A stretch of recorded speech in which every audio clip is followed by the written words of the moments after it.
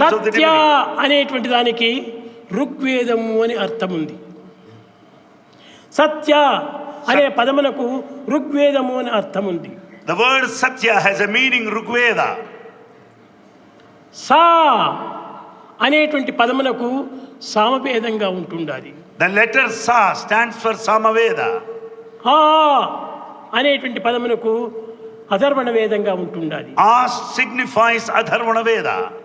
మా అనేటువంటి పదమునకు అది యా అనేటువంటి పదమునకు యజుర్వేదంగా ఉంటుండాలి. Ya symbolizes Yajurveda.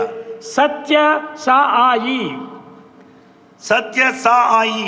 సత్య ఋగ్వేదము, Satya Rigveda. సా Sa సామవేదము, Samaveda. ఆ A అధర్వణ వేదము, Atharvana Veda. మా యా అనేటువంటిది యజుర్వేదం. Ya Yajurveda. స ఆత్య స. Satya Sa. కనుకని ప్రతి పదమునందుకును వేదం యొక్క సారము ఇమిడి ఉంటున్నది. Every letter contains the essence of Veda.